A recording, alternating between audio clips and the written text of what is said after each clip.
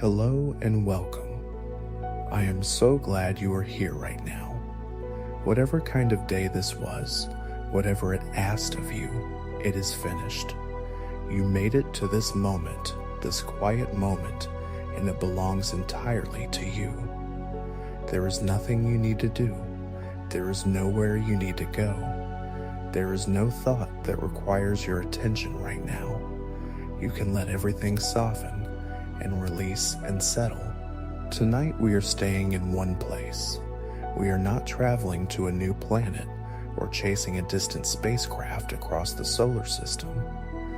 Tonight we are visiting a family, a remarkably large, remarkably strange, and remarkably beautiful family of worlds that orbit one of the most beautiful planets in the solar system. Tonight we explore the moons of Saturn. Saturn has 146 confirmed moons. 146. This is the largest number of moons of any planet in the solar system, surpassing even Jupiter. These moons range from tiny, irregular fragments less than a kilometer across, tumbling through their orbits like chips of ice and rock, to one moon larger than the planet Mercury, with its own thick atmosphere and lakes of liquid methane on its surface. Between these extremes, there is an extraordinary variety.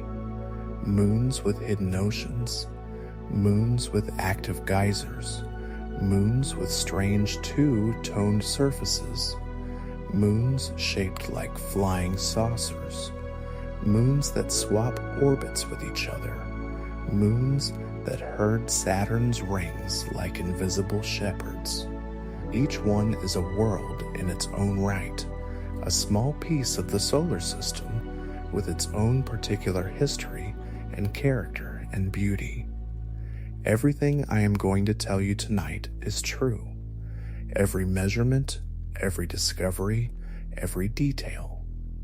The moons of Saturn are not imaginary.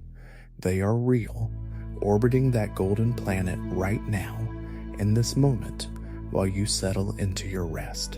And by the time we are finished, you will understand them in a way that makes the night sky feel fuller and more remarkable. So before we begin, take a long, slow breath in. Let your lungs fill completely. Hold it gently for just a moment. And breathe out slowly, feeling your body release with the exhale. Feel the surface beneath you. Feel your shoulders drop away from your ears. Feel your face relax. You are safe. You are warm. And we are about to spend a long, quiet, beautiful night in the company of some of the most extraordinary worlds in the solar system. Let us begin by understanding how Saturn came to have so many moons.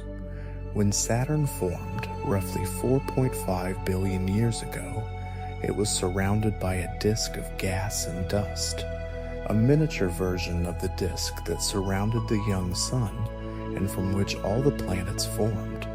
Within this disk around Saturn, material clumped together under gravity, building up larger and larger bodies. The largest of these became the major moons we know today. The process is called accretion, and it is the same process by which the planets themselves formed from the disk around the sun. But Saturn's moons did not all form this way. Some of them were captured later.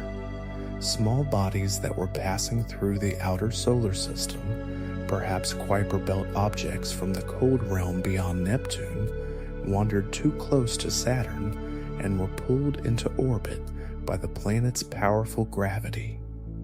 These captured moons tend to have irregular, non-spherical shapes and orbits that are tilted or even retrograde, orbiting in the opposite direction to Saturn's rotation. Saturn has dozens of these small, irregular moons, most of them discovered only in the last few decades as telescope technology improved enough to spot objects just a few kilometers across its Saturn's enormous distance from Earth.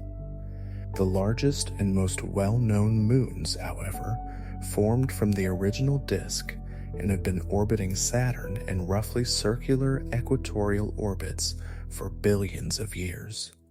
These are the moons that have had the most time to develop geological character, to be shaped by tidal forces and internal heat and the bombardment of space debris, to become the complex and fascinating worlds that spacecraft have revealed to us.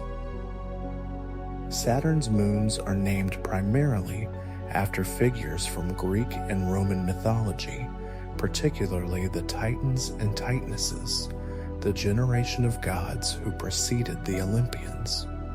In Greek mythology, Saturn is identified with the god Kronos, the leader of the Titans. And so it is fitting that the worlds surrounding this planet bear the names of Titan's siblings and descendants. Names like Rhea, Tethys, Dione, Mimas, Hyperion, Iapetus, and of course Titan itself. As astronomers discovered more and more moons around Saturn, they expanded to other mythological traditions, naming moons after Norse giants, Gallic gods, and figures from Inuit mythology, filling in the gaps when the Greek and Roman traditions were exhausted. Now let us visit these worlds one by one. Let us begin with the most remarkable of them all. Titan. Titan is Saturn's largest moon, and the second largest moon in the solar system, smaller only than Jupiter's Ganymede. Its diameter is 5,150 kilometers, which makes it larger than the planet Mercury, though less massive because much of it is composed of ice rather than rock and metal.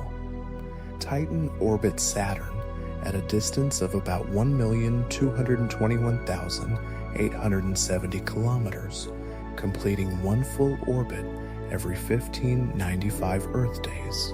It is tidally locked to Saturn, meaning the same face of Titan always faces Saturn, just as the same face of our own moon always faces Earth. What makes Titan utterly unlike any other moon in the solar system is its atmosphere. Titan is the only moon anywhere in the solar system with a thick, substantial atmosphere. The surface pressure on Titan is about 1.5 times the surface pressure on Earth.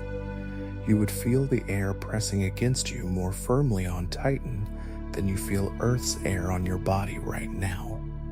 The atmosphere is composed primarily of nitrogen, just like Earth's atmosphere, with significant amounts of methane and smaller quantities of many other organic compounds. This atmosphere is opaque. It is wrapped in a thick orange haze of complex organic molecules called tholins, formed when ultraviolet radiation from the sun interacts with the nitrogen and methane in the upper atmosphere, breaking these molecules apart and recombining them into more complex chains. This haze is so thick that when the Voyager spacecraft flew past Titan in 1981, its cameras could not penetrate it. Titan appeared as a featureless orange ball, its surface completely hidden. It would take more than 2 decades and a dedicated orbiting mission before we could see what lay beneath. The Cassini spacecraft, which arrived at Saturn in 2004, carried instruments that could pierce Titan's haze, radar that could bounce signals off the surface and map its topography, infrared cameras that could see in wavelengths where the haze is less opaque, and a passenger, the Huygens probe, a separate lander designed to descend through Titan's atmosphere and transmit data from the surface. On January 14, 2005, Huygens was released from Cassini and fell toward Titan. The descent through the atmosphere took 2 hours and 27 minutes. Throughout this time, Huygens transmitted measurements of temperature and pressure and chemical composition at each layer of the atmosphere. It photographed the haze above and the clearing below as it descended. And in the final minutes of descent, it returned images of what lay below it. Images of river channels, carved not by water, but by liquid methane. Images of a coastline where a river delta spread out into what appeared to be a flat, dark plain.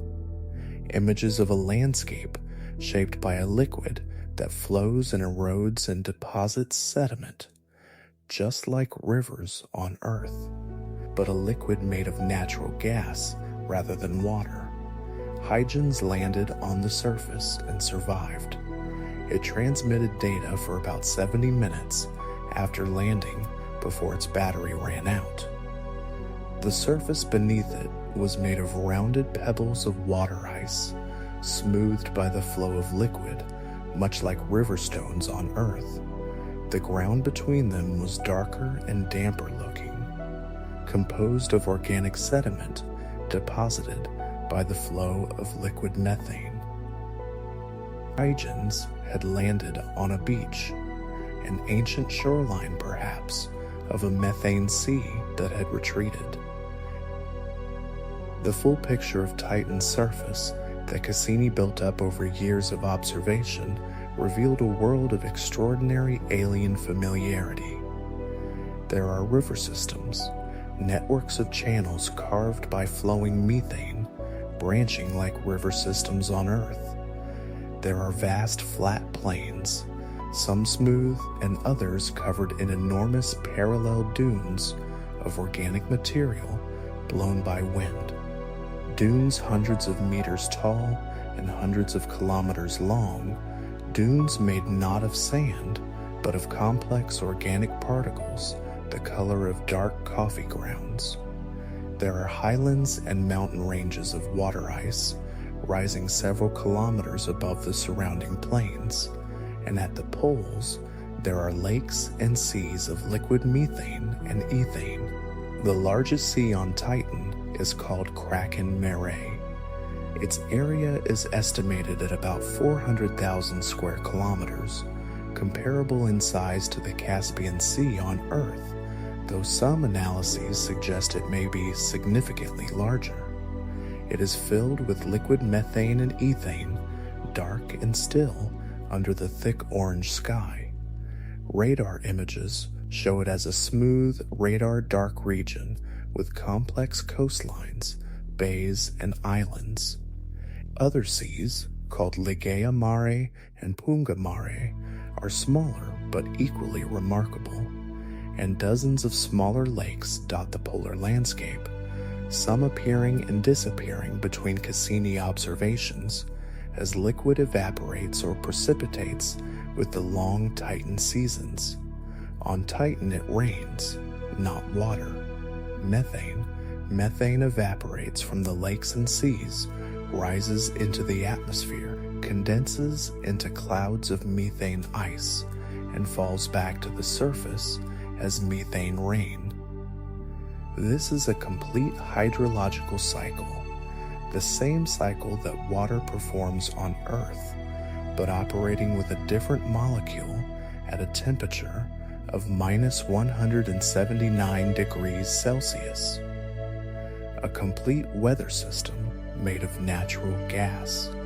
Scientists are fascinated by Titan not just for its exotic beauty, but for what it might reveal about the chemistry of life.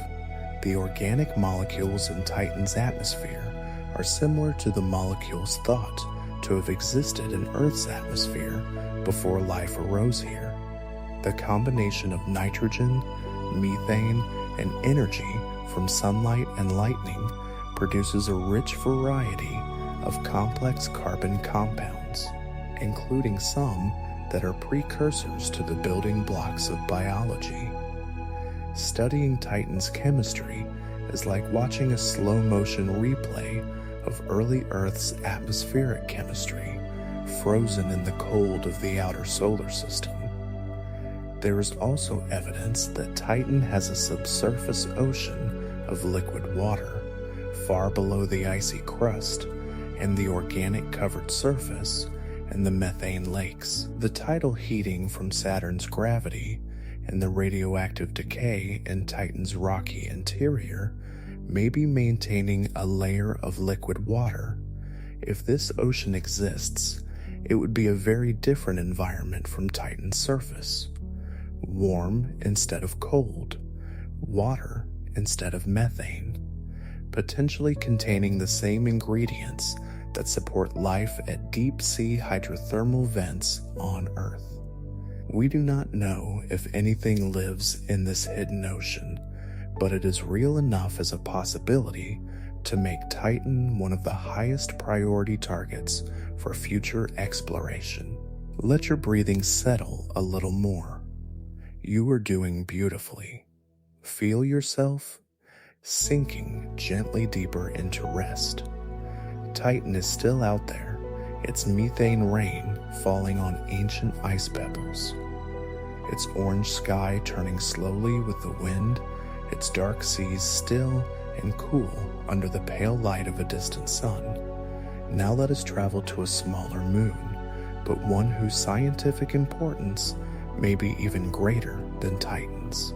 Enceladus is a small moon, only about 504 kilometers in diameter. If you drove a car around its entire equator, the journey would take only about 50 hours on a smooth road. It is a tiny world by any standard, and yet it is one of the most scientifically significant objects in the entire solar system. Enceladus orbits Saturn at a distance of about 238,000 kilometers, completing one orbit every 32.9 hours. As it orbits, Saturn's enormous gravity, combined with the gravitational influence of neighboring moons, pulls and squeezes Enceladus. This tidal flexing generates heat in the moon's interior, just as the same process heats Io at Jupiter. On Enceladus, this heat is enough to maintain a liquid ocean beneath the icy surface. The south pole of Enceladus is warmer than it should be. When the Cassini spacecraft measured the temperature of Enceladus' surface with its infrared instruments, it found that the south polar region was significantly warmer than the rest of the moon, radiating far more heat than could be explained by sunlight alone. The source of this extra heat is the tidal flexing, focused at the South Pole by the particular dynamics of Enceladus' interior. At the South Pole, the ice surface is marked by 4 parallel fractures, roughly 130 kilometers long each, running in the same direction and spaced about 35 kilometers apart.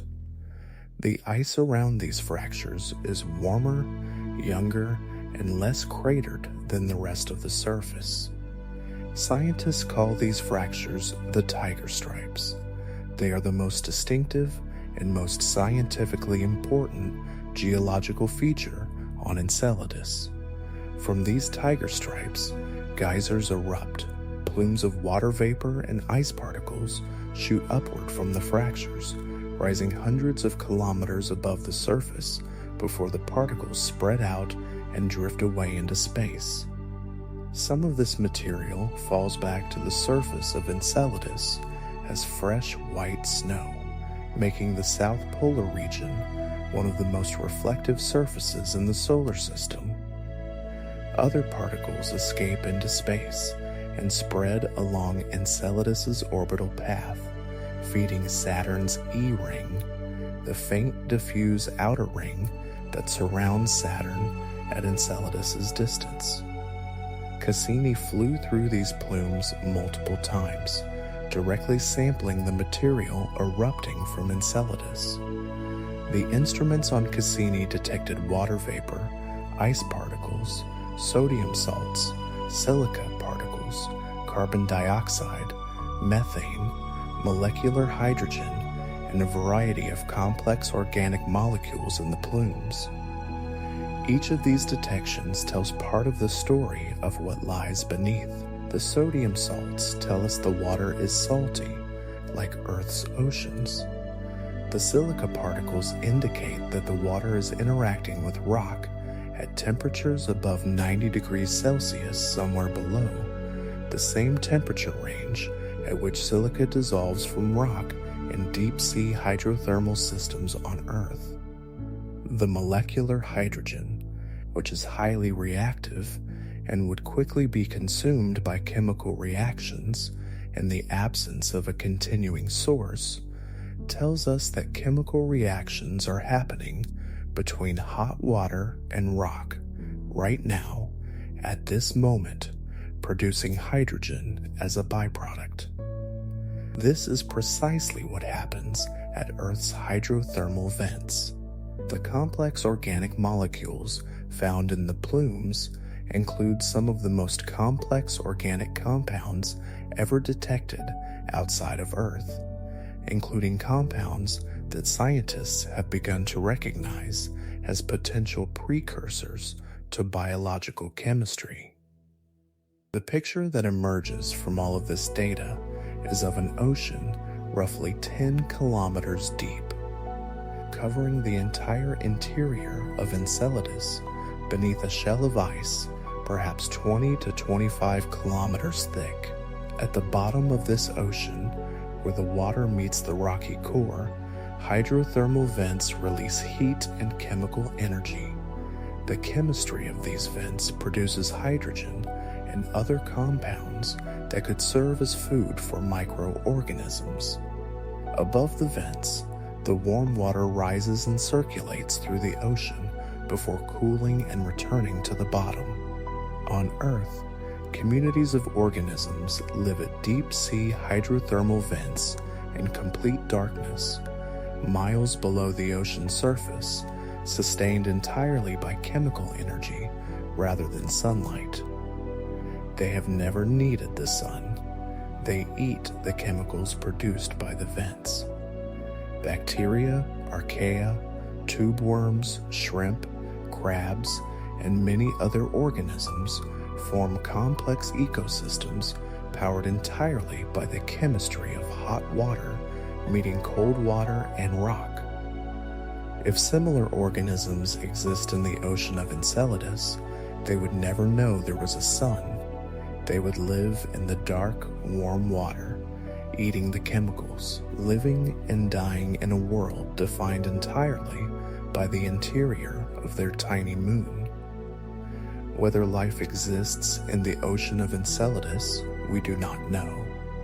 We have sampled the plumes, but we have not yet definitively detected the chemical signatures that would conclusively indicate biology rather than abiotic chemistry. The question is open, and the most remarkable thing is that we can ask the question seriously with real scientific evidence supporting the possibility about a moon of Saturn.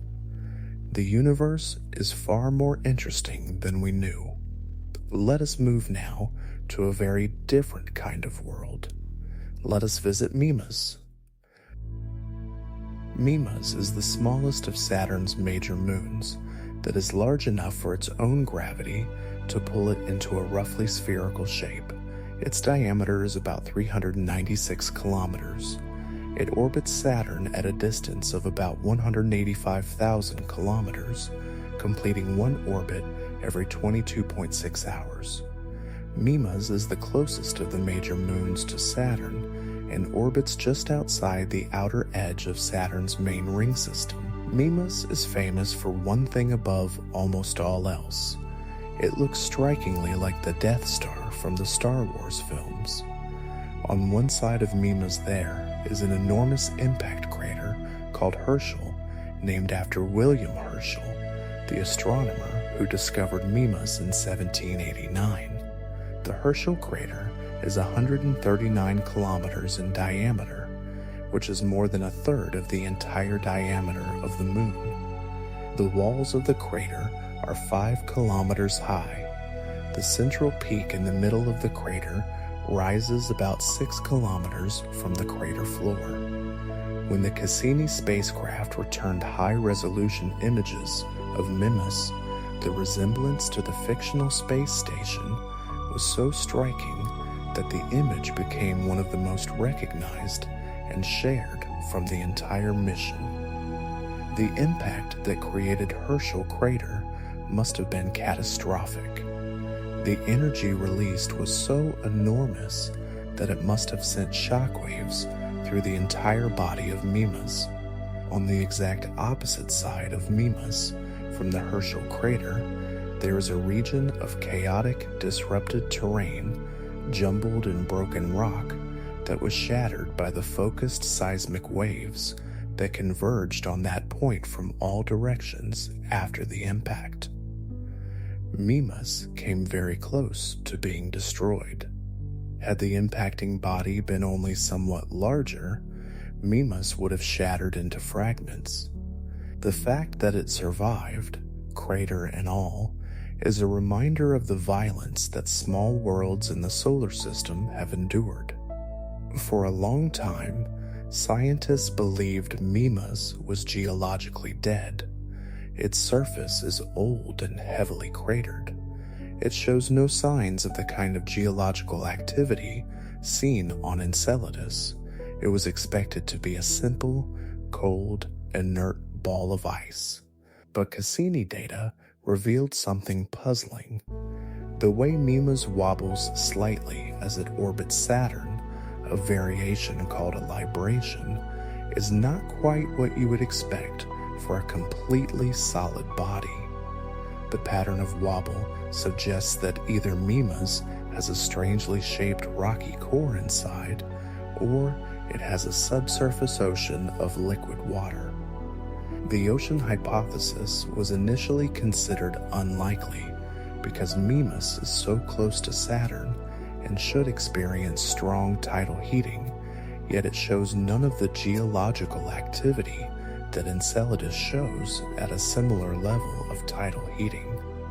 But more recent analysis of Cassini's data, combined with thermal infrared images that showed Mimas's surface temperature distribution in detail, has revived the ocean hypothesis.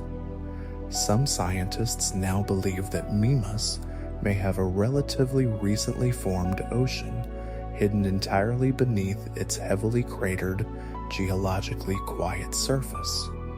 An ocean so new that it has not yet had time to create the kind of surface features seen on Enceladus.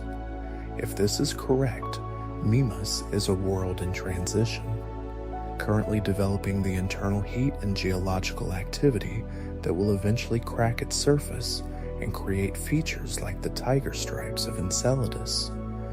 A preview of what Enceladus itself may once have looked like in its quieter past. Now let us visit Tethys, one of the larger icy moons of Saturn. Tethys has a diameter of about 1,062 kilometers and orbits Saturn at a distance of about 294,000 kilometers, completing one orbit every 45.3 hours. It is composed almost entirely of water ice, making it one of the least dense objects in the solar system. Its density is only slightly greater than that of liquid water. Tethys has two features that immediately stand out when you look at images of its surface. The first is an enormous impact crater called Odysseus, about 450 kilometers in diameter. This makes Odysseus one of the largest impact craters in the solar system relative to the size of the body it formed on.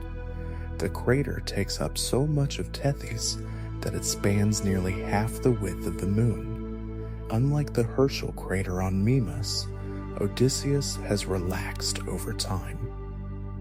Because the ice of Tethys is soft enough to flow very slowly over geological time, the crater walls have slumped and the floor has bowed upward, making it shallower than a fresh crater of equivalent size would be.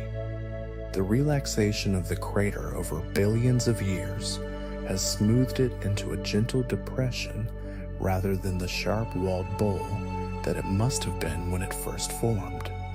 The second remarkable feature on Tethys is a canyon called Ithaca Chasma. This is a valley system that extends about 2,000 kilometers across the surface of Tethys, running from near the North Pole to near the South Pole. It is about 100 kilometers wide and up to 3 kilometers deep. It is one of the largest canyon systems in the solar system relative to the size of the body it cuts across. Ithaca Chasma is thought to have formed very early in Tethys's history, when the water inside the moon froze and expanded, fracturing the ice crust. Water ice expands when it freezes, and if the interior of Tethys froze after the crust had already solidified, the expansion would have cracked the surface. Ithaca Chasma may be the scar of that ancient freezing, preserved in the ice for billions of years. Let your eyes stay closed. Let your breathing be slow and steady and deep. We are moving through a family of worlds, each one different from the last, each one shaped by its own particular history and circumstances. Let the quiet of it carry you deeper toward sleep. Now let us visit Dione. Dione is slightly larger than Tethys, with a diameter of about 1,123 kilometers. It orbits Saturn at a distance of about 377,000 kilometers, completing one orbit every 2.74 Earth days. Like all the major inner moons of Saturn, Dione is tidally locked, keeping the same face towards Saturn at all times. The most visually distinctive feature of Dione, visible even in moderate resolution images, is its wispy terrain. The trailing hemisphere of Dione, the side that faces backward in its orbit, is marked by bright, wispy streaks across a darker background. These wisps are actually bright ice cliffs and fractures, scarps that formed when the crust of Dione cracked, and the material on one side moved relative to the other, exposing fresh, bright ice on the cliff face. The bright streaks are not made of deposited material, as was once thought. They are the bright, freshly exposed walls of fault scarps, cliffs of ice standing against the darker, older surface around them. Dione also has extensive regions of heavily cratered terrain, ancient surfaces that have not been modified since the early solar system. These old regions preserve the record of the intense bombardment that all solid bodies in the solar system experienced in the first billion years after formation, when enormous numbers of asteroids and comets were flying through the solar system and impacting everything they encountered. The transition between the ancient heavily cratered terrain and younger, more geologically modified regions tells scientists where and when geological activity reshaped Dione's surface. Cassini made several close flybys of Dione and detected a faint oxygen-rich atmosphere. So thin, it barely qualifies as an atmosphere at all, created by high-energy particles from Saturn's radiation belts sputtering water molecules off the surface and breaking them apart into hydrogen and oxygen. The hydrogen, being lighter, escapes. The oxygen remains behind in this vanishingly thin exosphere. It is not enough to breathe and not enough to protect the surface from radiation. But it tells us about the ongoing interaction between Saturn's magnetosphere and the surfaces of its icy moons. Now let us go to Rhea. Rhea is the second largest moon of Saturn, with a diameter of about 1,527 kilometers. It orbits at a distance of about 527,000 kilometers, completing one orbit every 4.52 Earth days. It is composed of a mixture of water ice and rock in roughly equal proportions. Rhea's surface is heavily cratered, suggesting it is an ancient, geologically quiet world. but it has its own points of interest. Like Dione, it has wispy terrain on its trailing hemisphere, the same bright fracture scarps, exposed by ancient geological activity. It has several large impact craters, including one called Inktomi, that is surrounded by a bright ray system of fresh ice thrown out by the impact, one of the brightest features in the Saturn system. In 2008, scientists analyzing Cassini data proposed that Rhea might have its own system of rings, a faint disk of debris orbiting in Rhea's equatorial plane. This would have made Rhea the first moon in the solar system known to have its own rings. The proposal was based on the pattern of charged particles detected by Cassini as it flew through Rhea's environment, a pattern that seemed consistent with the presence of material orbiting in the equatorial plane. However, subsequent Cassini flybys that looked for the rings directly with optical instruments did not detect them. The question of whether Rhea has any kind of ring or disk of material around it is still not definitively settled. Rhea also has a very thin oxygen-carbon dioxide exosphere, similar to Dione's, created by the interaction of Saturn's radiation with the surface. It is even thinner than Dione's, barely detectable, but it is there. Now let us visit the most visually dramatic moon in the Saturn system, Iapetus. Iapetus is the third largest moon of Saturn, with a diameter of about 1,469 kilometers. It orbits Saturn at a distance of about 3,561,000 kilometers, far farther from Saturn than any of the moons we have discussed so far. At this distance, Iapetus takes about 79 Earth days to complete one orbit. It is tidally locked to Saturn, like all the major moons. Iapetus has one of the most immediately striking appearances of any moon in the solar system.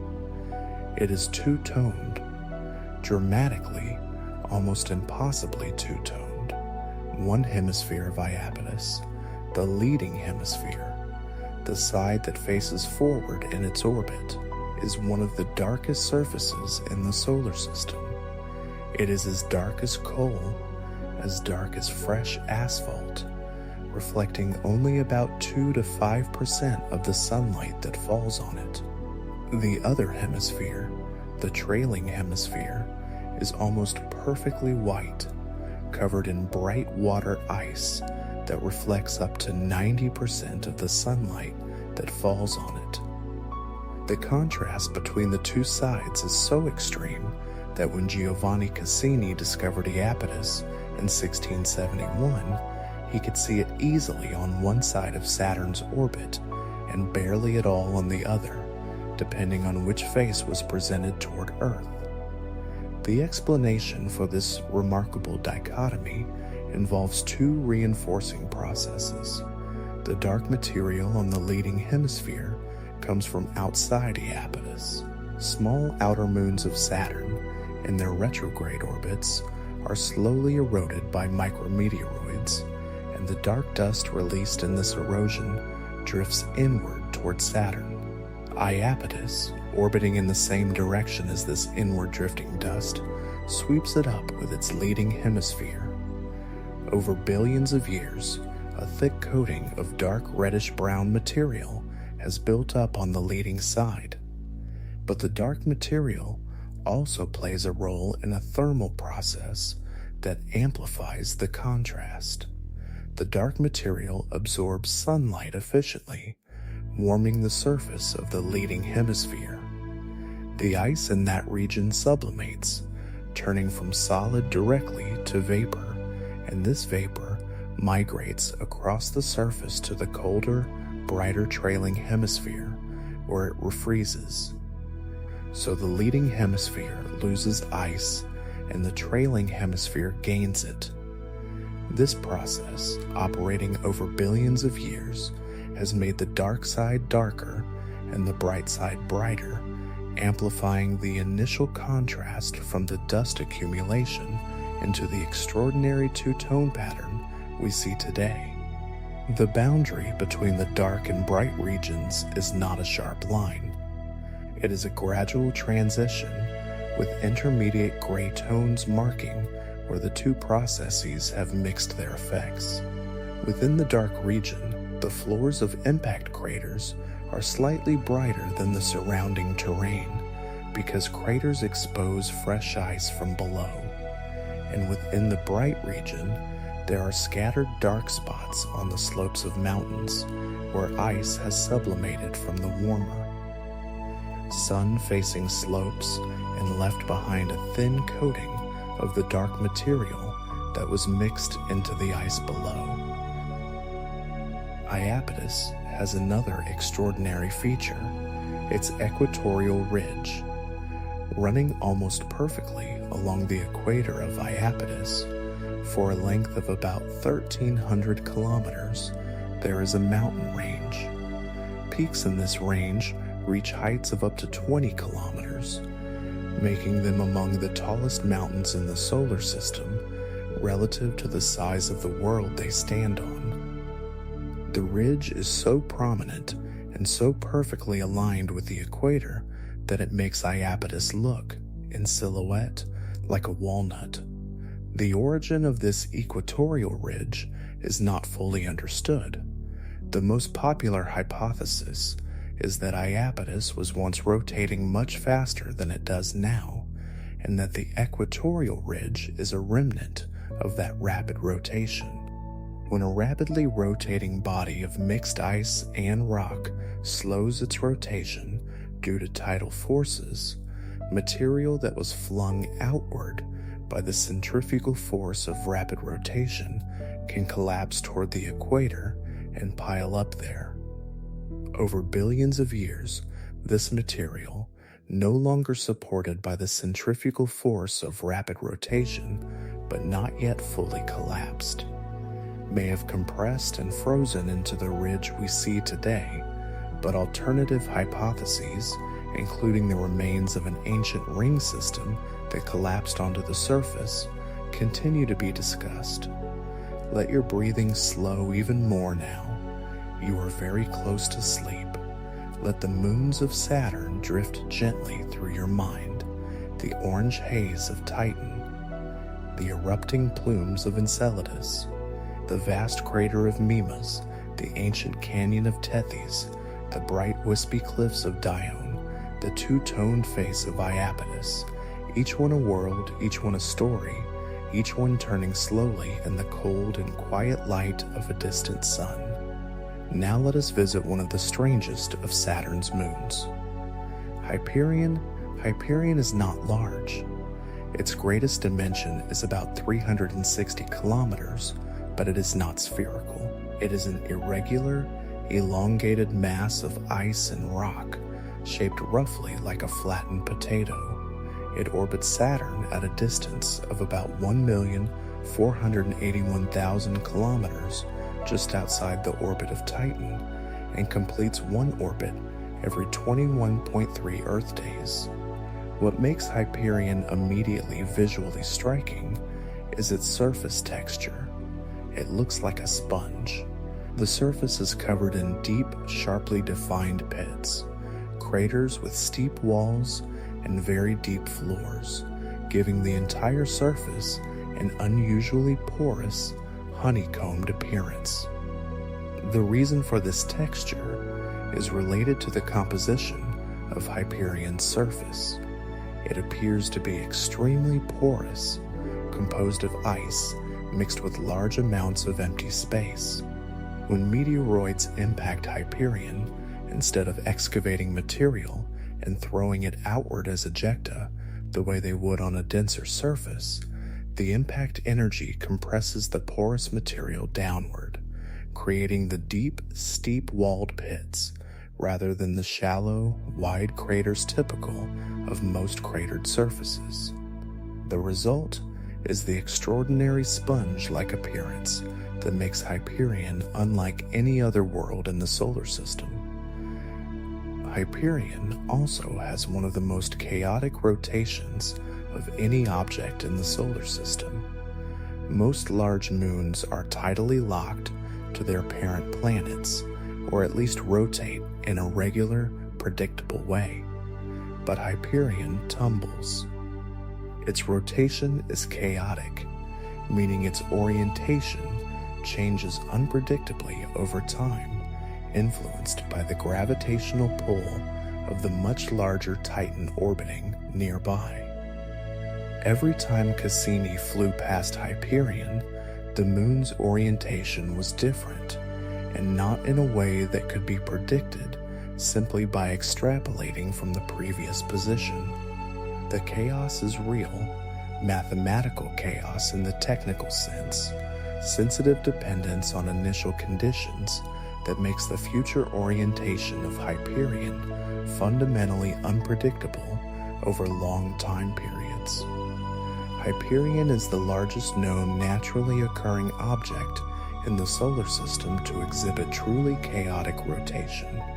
Scientists believe Hyperion is a fragment, a survivor. Once, there was a larger body in approximately Hyperion's orbit. A massive impact shattered it, and Hyperion is one of the fragments that survived, tumbling through its orbit in the particular chaotic way that is determined by its irregular shape, its composition, and the nearby presence of Titan. Now let us visit Phoebe, which is in many ways the most different of Saturn's named moons. Phoebe orbits Saturn at an enormous distance of about 12,944,000 kilometers, almost 13 million kilometers from Saturn. It is so far out that it takes about 550 Earth days to complete one orbit, more than a year and a half. And it orbits retrograde, in the opposite direction to Saturn's rotation and to the orbits of all the inner moons. These characteristics are the signature of a captured object. Phoebe was not formed alongside Saturn. It formed elsewhere in the solar system, almost certainly in the Kuiper Belt, the realm of icy bodies beyond Neptune that includes Pluto and thousands of other objects. At some point in the early solar system, Phoebe's orbit brought it close enough to Saturn to be captured, and it has been orbiting Saturn in its retrograde path ever since. Phoebe is about 213 kilometers in diameter, an irregular dark body with a heavily cratered surface. It is much darker than the inner moons, reflecting only about 6% of the light that falls on it. This dark coloration is characteristic of Kuiper Belt objects, which are coated in complex organic material similar to the material found on comets. Unlike the bright icy inner moons, Phoebe looks like it comes from a completely different part of the solar system. Because it does. The Cassini spacecraft made one close flyby of Phoebe in June 2004, just after arriving at Saturn, returning the highest resolution images of Phoebe ever obtained. These images showed a dark, cratered world with patches of bright ice exposed in the walls of fresh craters where recent impacts had dug through the dark outer crust and revealed the brighter ice beneath. They showed a world that was once icy and relatively bright, gradually darkened over billions of years by the accumulation of organic material from impacts and space weathering. Phoebe has a special connection to Iapetus. As Phoebe slowly loses material to micrometeoroid erosion, dark dust drifts inward from its orbit. This dark dust is part of the supply of material that has darkened the leading hemisphere of Iapetus over billions of years. Phoebe's material has literally been painting one side of Iapetus dark across a distance of millions of kilometers across billions of years. The two moons, one dark and distant, one two-toned and closer in, are connected by this slow drift of ancient material. Let us now talk about some of Saturn's smaller moons, because even among the tiny worlds, there are extraordinary stories. Atlas and Pan are two of Saturn's smallest inner moons, and they are famous for their unusual shapes. Atlas orbits in the outer edge of Saturn's A-ring at a distance of about 137,670 kilometers from Saturn's center. Pan orbits within the Anki Gap in Saturn's A-ring at a distance of about 133,580 kilometers. Both of these moons, when imaged in detail by the Cassini spacecraft, turned out to have a distinctive and striking shape. They look like flying saucers. Each moon has a rounded core with a pronounced equatorial ridge, a flange of material extending outward around the equator that gives each moon its distinctive disc-like shape. The explanation for this unusual shape is the ring material itself. These moons orbit within or at the edge of the rings, and they accumulate ring material onto their equators as they orbit. The equatorial ridges of Atlas and Pan are made of ring particles that have gently collided with the moon and stuck, gradually building up into the prominent disc-like shape over time. Atlas and Pan are literally wearing a collar of ring material around their middles, a collar that has grown thick enough to give them their distinctive appearance. Prometheus and Pandora are two moons that orbit on either side of Saturn's narrow F-ring. Prometheus orbits just inside the F-ring at about 139,380 kilometers, and Pandora orbits just outside at about 141,720 kilometers. These two moons are called the shepherd moons of the F-ring because their gravitational influence keeps the narrow ring confined. Without them, the ring particles would spread outward and inward over time, and the ring would dissipate. Prometheus and Pandora herd the ring, maintaining its narrow structure through the subtle gravitational tugs they exert on every ring particle as they pass. But the influence of Prometheus on the F-ring is more complex than simple shepherding. Prometheus makes repeated close approaches to the F-ring as it moves in its slightly closer orbit.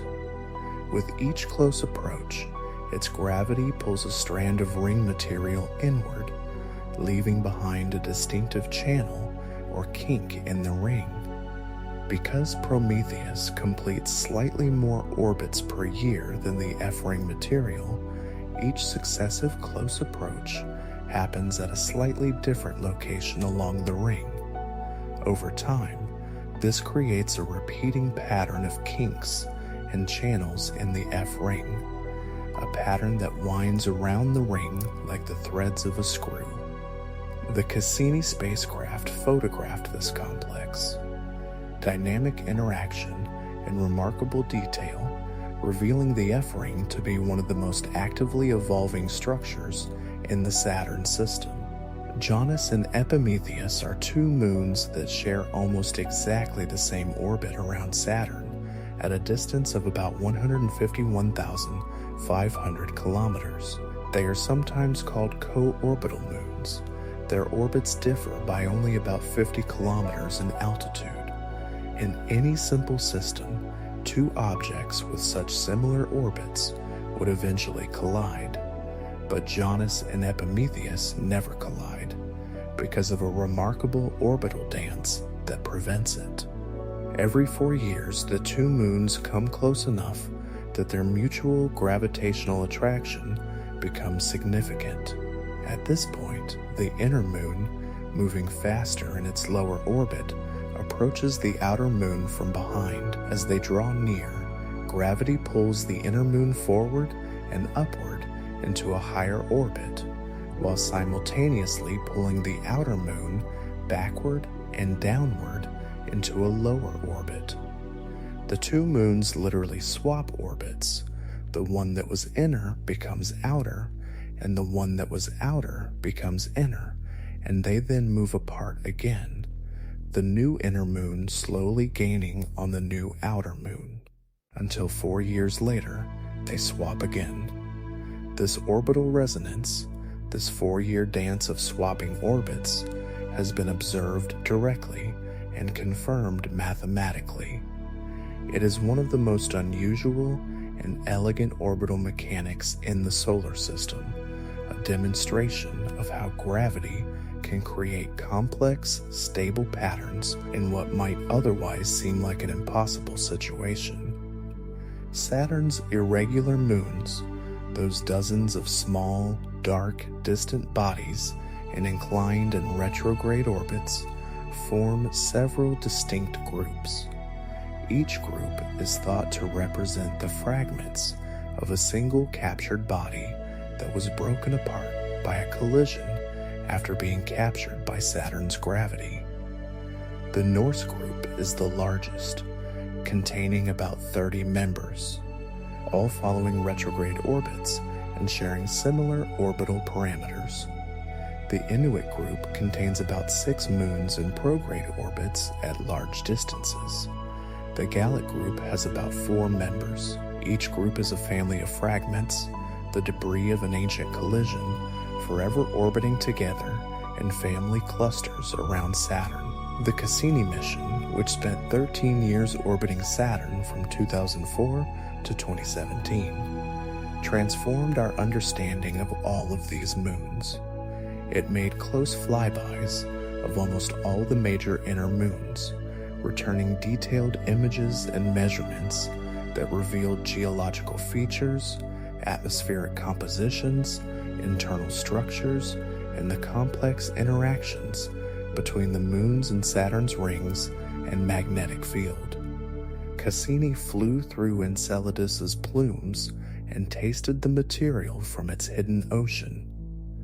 It mapped Titan's surface with radar, revealing the lakes and seas and dune fields. It photographed Iapetus and Hyperion, and Mimas and Tethys and Dione and Rhea in higher resolution than anything that had come before. Cassini's final act was its grand finale, a series of orbits that took it through the gap between Saturn's innermost rings and the top of Saturn's atmosphere. In September 2017, at the end of the grand finale, Cassini was deliberately aimed at Saturn and burned up in its atmosphere, ensuring that it would not contaminate the potentially habitable moons, Titan and Enceladus, with Earth microorganisms. It went home in its own way, becoming part of the planet it had spent 13 years studying. The legacy of Cassini lives on in the data it collected, which scientists are still analyzing today. Papers based on Cassini data continue to be published regularly, yielding new insights about Saturn's moons and rings and magnetic field and atmosphere, and the mission has laid the groundwork for future exploration. The European Space Agency's JUICE mission, launched in 2023, is on its way to the Jupiter system, but carries many of the same scientific objectives that Cassini pursued at Saturn. And NASA is developing a mission specifically designed to follow up on Cassini's most important discovery. The Dragonfly mission, approved in 2019, is a rotorcraft lander designed to fly through Titan's atmosphere and land at multiple locations on Titan's surface, studying the organic chemistry in detail across the different types of terrain. Dragonfly will be able to fly dozens of kilometers between landing sites, covering far more ground than any traditional rover could. It is targeted to launch in 2028 and arrive at Titan in 2034. When it does, it will descend through the orange haze and see the surface of Titan from up close, the dunes and the river channels and the ancient lake bed where Hygiens landed, and it will tell us things about Titan's chemistry and the possibility of life there that we cannot learn from orbit. Before we let the final quiet settle over everything, let us take a moment to appreciate something that is easy to overlook. The moons of Saturn do not exist in isolation from one another. They form a system, a deeply interconnected system where the gravity of each world influences every other, where material flows between them, where the history of one is written in the surface of another. Consider the relationship between Enceladus and Saturn's E-ring. The E-ring, the broad diffuse outer ring that extends across an enormous swath of Saturn's outer ring system, is made almost entirely of material from Enceladus. Every particle in that ring was once part of the ocean beneath Enceladus's ice, shot up through the tiger stripe fractures, released into space, and spread along the orbital path.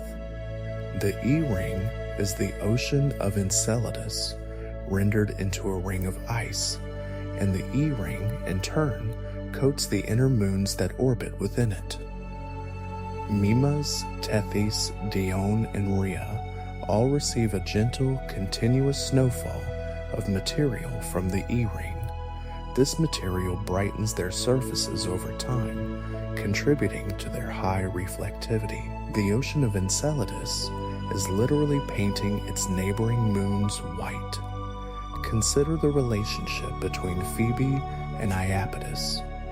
Phoebe, billions of kilometers from Saturn and its retrograde orbit, is slowly being eroded by micrometeoroid impacts.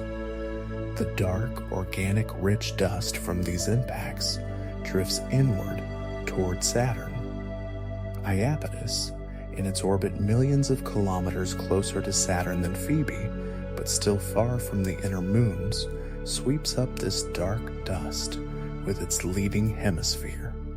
The dark side of Iapetus is written in the dust of Phoebe, two moons separated by billions of kilometers, writing each other's stories in slow motion over billions of years. Consider the orbital resonances between the moons. The inner Galilean-style moons of Saturn are connected by gravitational resonances that control their orbits with mathematical precision. Mimas and Tethys are in a 2-to-1 orbital resonance, meaning Mimas completes exactly 2 orbits for every 1 orbit Tethys completes. This resonance is maintained by the regular gravitational interaction between them. Enceladus and Dione are in a similar 2-to-1 resonance. These resonances are not coincidences.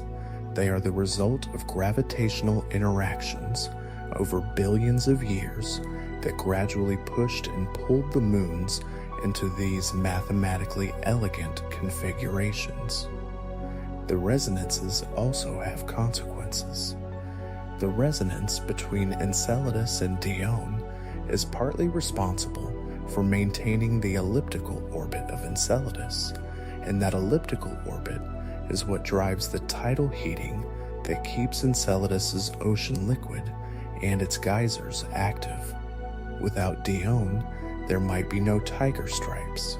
Without Dione, there might be no plumes.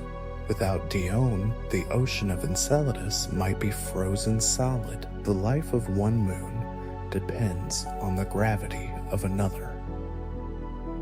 The shepherd moons Prometheus and Pandora not only shape the F-ring, but interact with each other in complex ways.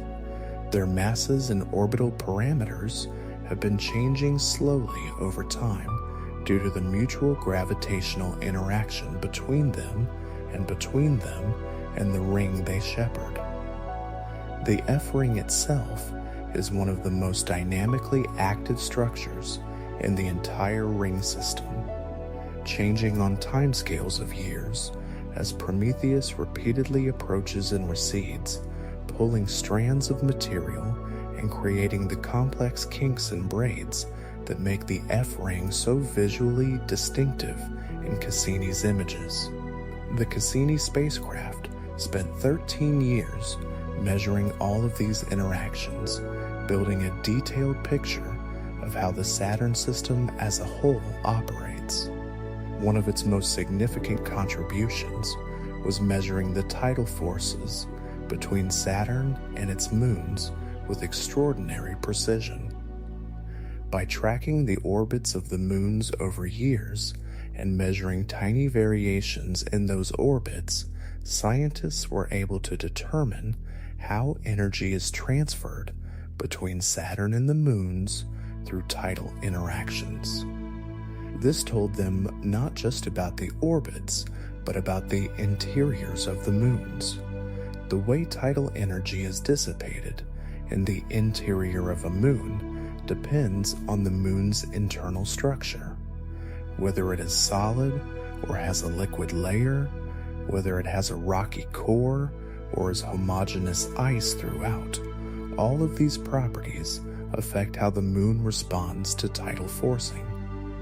The Cassini measurements have helped constrain the internal structures of Titan, Enceladus, Mimas, and other moons in ways that purely optical observations never could. One of the most important Cassini measurements was the rate at which Enceladus's orbit is evolving due to tidal interactions with Saturn. By measuring this rate precisely, scientists could calculate the amount of tidal energy being deposited in Enceladus from Saturn's flexing and compare it to the heat flowing out of Enceladus through its southern hotspot. This comparison tells us how long the ocean of Enceladus has been liquid and whether it is in a steady state or is currently heating up or cooling down. The answer, still being refined from Cassini data, suggests that Enceladus may be in a relatively young and active phase, possibly having had a much quieter recent past and having warmed significantly within the last billion years or so. If correct, this means Enceladus's ocean may be younger than it might seem, and any life there would have had less time to develop than the age of the solar system might suggest. Titan's atmosphere also interacts with the Saturn system in ways that extend beyond the moon itself. The upper atmosphere of Titan is continuously being stripped away by Saturn's magnetic field and the solar wind, sending a stream of nitrogen and organic molecules flowing away from Titan and into the surrounding space. This material contributes to the population of charged particles in Saturn's magnetosphere. It also means that Titan, despite its thick atmosphere, is slowly losing material to space. Over billions of years, Titan's atmosphere is being eroded, but it is also being replenished from below through the outgassing of volatile compounds from Titan's interior. The atmosphere we see today is a balance between loss and replenishment, and it has almost certainly been different in the past and will be different in the future. The seasonal cycle of Titan's atmosphere is particularly fascinating.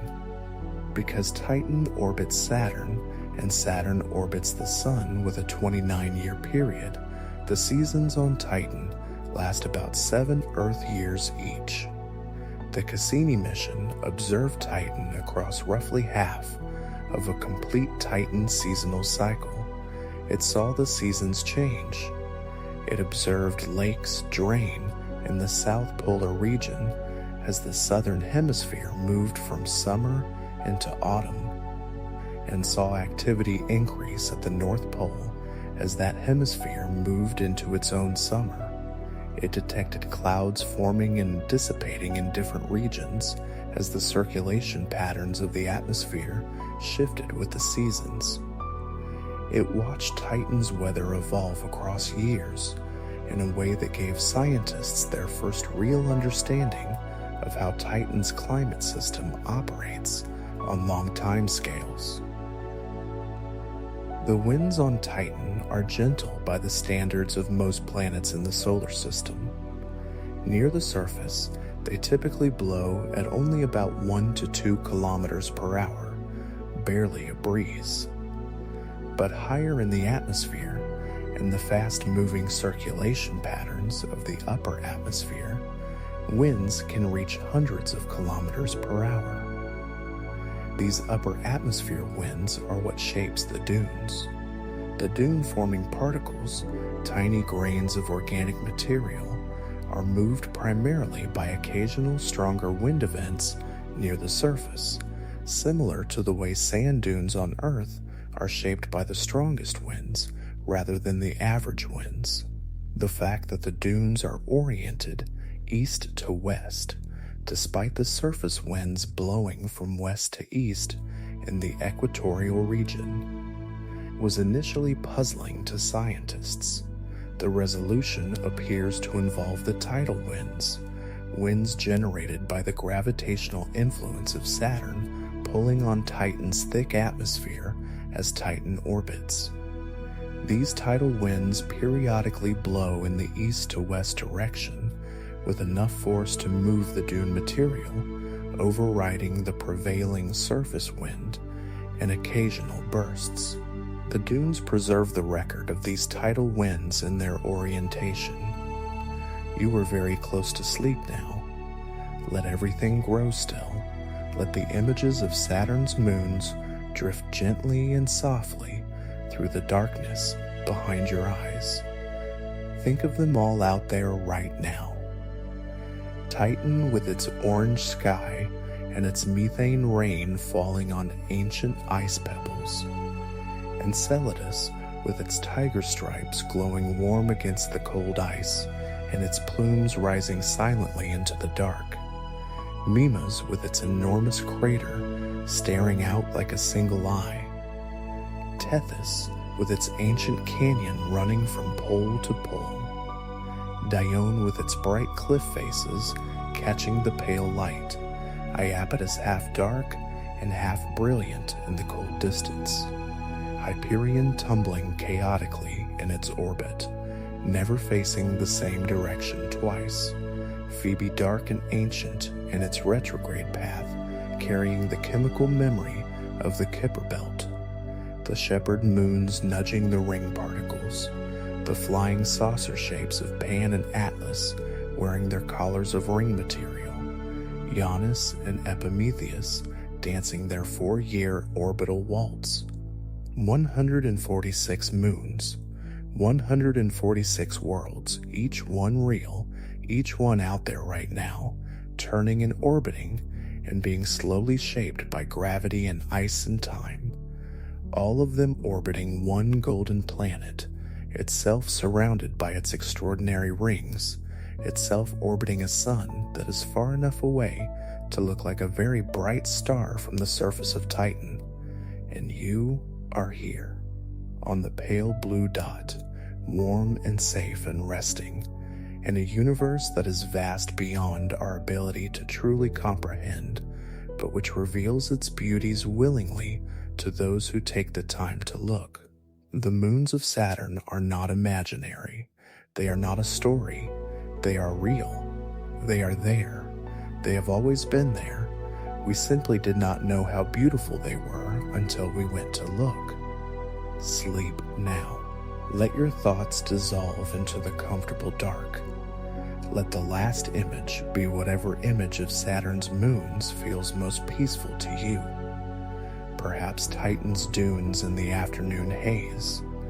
Perhaps the quiet white surface of Enceladus, its plumes rising silently into the cold. Perhaps Iapetus, half bright and half dark, hanging in the distance. Let it be beautiful, let it be peaceful, let it carry you all the way down into sleep. You are home. You are safe. You are warm. Sleep well. Good night.